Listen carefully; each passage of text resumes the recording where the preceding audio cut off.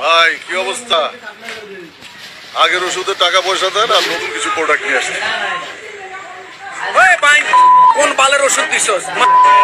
আমার মুখ ফ্রেশ ছিল বেটা, জীবনে কোনোদিন একটা দাগও হয় নাই। তোর এই ওষুধ খাইয়া দেখছস আমার মুখের অবস্থাটা কি? পুরা ব্রণ ভরে গেছে গা। তুই কইছস না যে চুল উঠবো? চুল উঠছে বেটা? চুল তো ওঠে নেই, যেটি আসলে এটি চলে গেছে গা, এক পেকে গেছে গা। ওই কইছস না এই ওষুধ খাইলে ঘোড়ার মতো দৌড়াইবো জীবন? জীবন বেটা জিমাইতেছে, এহস না জিমাইতেছি। আরে ভাই এরকম তো হওয়ার কথা না, এটা তো ভালো ঔষধ, বিজ্ঞাপন দেখেন না? আরে দেখছি তো, বালের বিজ্ঞাপন দেখছি তো, কি হইছ? আপনি মনে হয় নিয়মিত ওষুধগুলো খান নাই।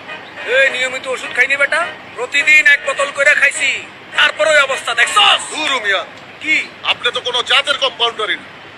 উত্তেজনার ঠেলায় পুরা বোতল খাওয়া ফেলাইছেন। আপনি যে বাইচা আছেন এইটাই তো বেশি। ঔষধ খাওয়ার নিয়ম হইতেছে প্রতিদিন রাত্রে 2 চামচ করে। আপনি পুরা বোতল খাওয়া ফেলাইছেন, এইটার একটা সাইড এফেক্ট আছে না? পুরা ফাউল মিয়া, আপনার কাছে ঔষধই বেচো, আমার বদনাম হয়ে যাবে। আপনি আমার আগের ঔষধ, টাকা এসব ফেরত দেন, তাড়াতাড়ি দেন।